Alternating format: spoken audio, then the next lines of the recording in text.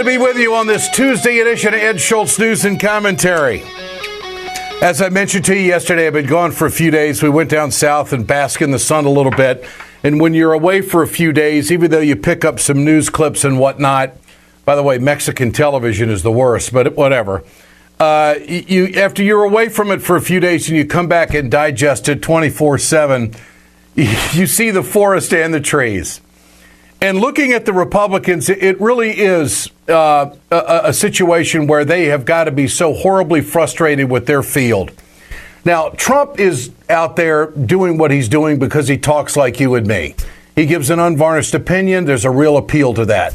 Bush can't do that. Rubio's trying to do it. Cruz is too much of an extremist. And Carson, let's cut to the chase on Carson for a moment. You mean to tell me that Southern white Republicans are going to be motivated to vote for a black man? It isn't going to happen. And the Republicans know this, that their voter turnout in the South, if Ben Carson is the nominee, is going to be weak because there's a lot of white folks in this country that will not vote for a black man, especially in the South. You mean to tell me you think that Ben Carson can win North Carolina? I don't think so. You think he can win Virginia? I don't think so. And I think the Republicans know this. And it's going to be a heavy lift for Carson to win in Ohio. He's not connected to regular folks. And who on the Republican side is connected to the 51% of Americans who make less than $30,000 a year? That is the number. And the question comes up, what middle class are we talking about? And this has been the huge disconnect between the Republicans, who are the elitists and the corporatists, and the purists when it comes to their moral fiber. They've lost most of America. And so they need the Koch brothers to cash whip all of these county executives and all of these state level governments so they can get the country the way they want it. But demographically, it's a nightmare for them. So the Republican Party is fading. And even Reince Priebus said the other day that if they lose 2016, they're in trouble. There's no doubt they are.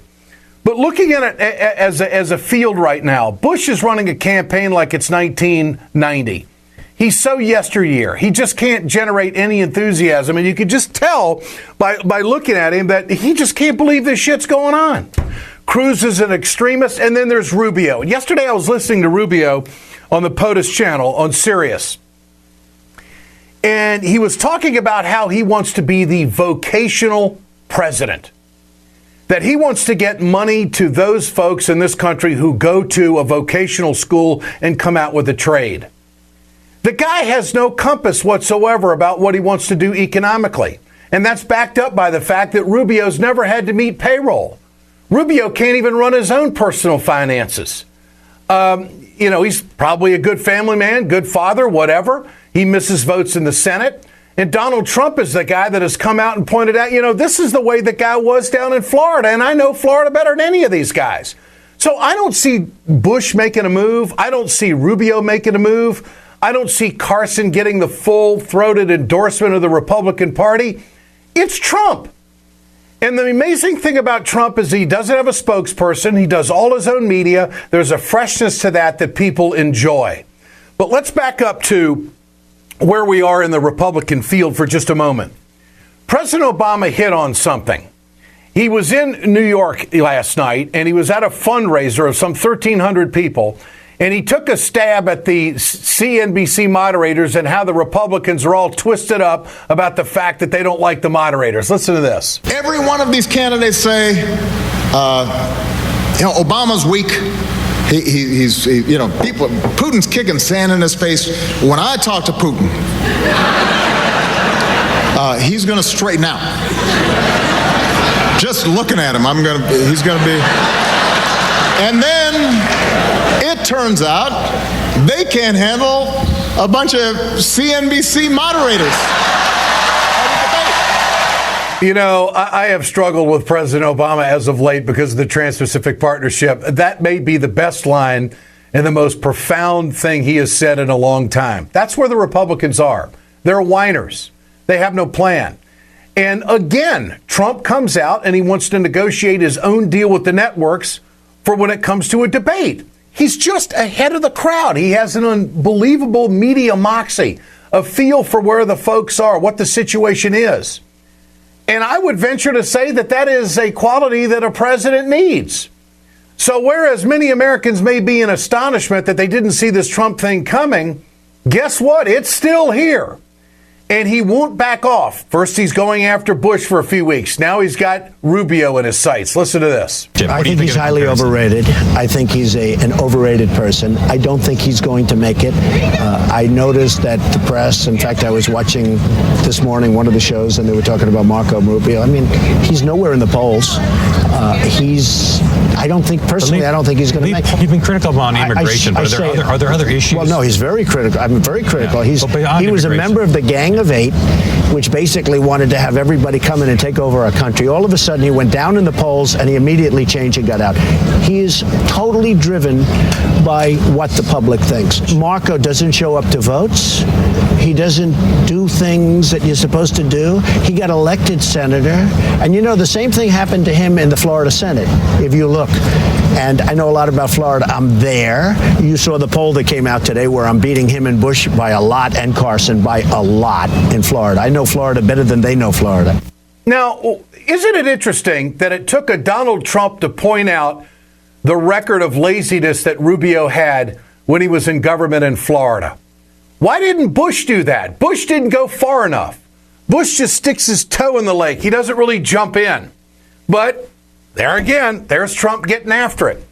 And so this is why I was so taken by Rubio's speech yesterday in front of a crowd saying he wants to be the vocational president. He doesn't have an economic pulse. He doesn't know where he wants to go.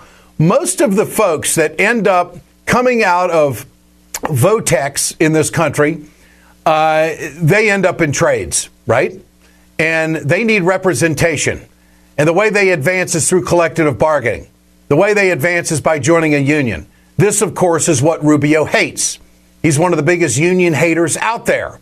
So I was waiting for Rubio to explain how someone coming out of a vocational school with a trade is going to advance themselves in a society where there is the man. And it's a person who is going to have a trade, but also working for a wage.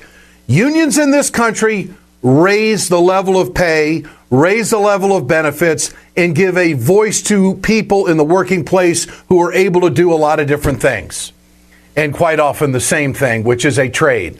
So Rubio's mixed up.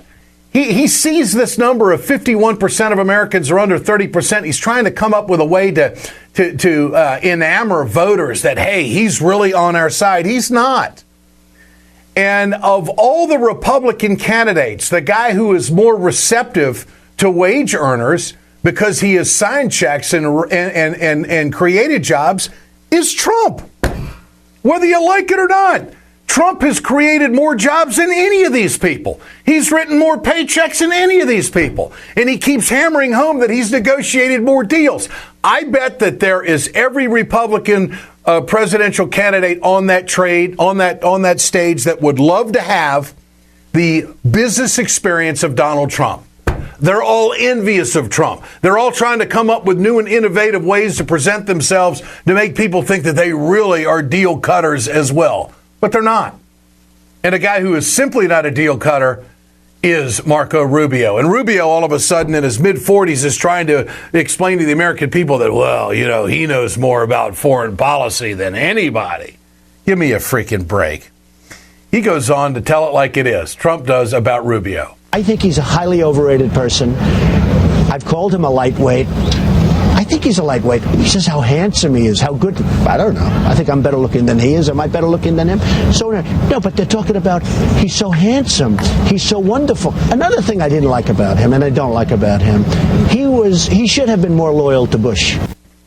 Well, that is an issue in business. Loyalty. It is a huge issue. And Rubio, I think, is deep sixed himself. I don't think he's going anywhere. All right. Now, what about the Carson factor? I've been watching Carson for months. I just really haven't been able to put my finger on it the way Trump was able to. Here it is. I think that Ben just doesn't have the experience. Say, look, I'm going to make the greatest deals you've ever seen on trade. We're going to run the military properly. I'm going to take care of the vets. Ben can't do those things. Ben cannot deal on trade. Ben cannot deal with... It's not his thing, George. You're born with it. It's not his thing. He hasn't got the temperament for it. It's not the right thing for him. It isn't. It isn't the right thing for him.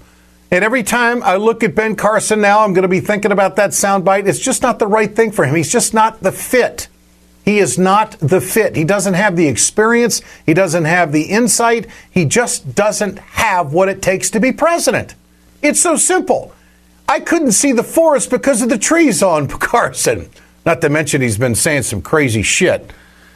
Here's the problem and the frustration for the Republicans at this point. We all say that this is the huge election, that this election coming up is so huge. What drives this country is the judiciary. The Republicans learned this a long time ago. They wanted to get the Supreme Court. George W. Bush is one of the greatest conservative presidents the Republicans ever had. Why? Because he put two extremists on the Supreme Court. And he also gave 2 rounds of tax cuts to the wealthy and concentrated the wealth and gave them an opportunity to control the government through money, even more so than what they had been in the past. So Bush actually, for the conservative movement, was a great president. So who's the next president? The next president is going to be looking definitely at some Supreme Court appointments. If Cruz is the president, wow, you can say goodbye to Roe. You can say there's going to be a hell of a lot more Hobby Lobby. You can say that workers' rights is out the door. You can say that free trade is going to go nuts on American workers, and more than 50% of the people in this country will be making less than $25,000 a year. He's an elitist, there's no doubt. So this election is huge when it comes to the Supreme Court and the judiciary. And what do the Republicans have? They have spent so many years trying to obstruct Obama and not come up with a vision for the country that they are now stuck with Donald Trump. Not to say that in a terrible way, because Trump has some qualities, but he's not the guy they want. He's not the guy that they envisioned. If you had said 2 years ago that Trump was going to be where he is right now, the Republicans would have been giving you the finger. Okay? But he is right now their number one guy.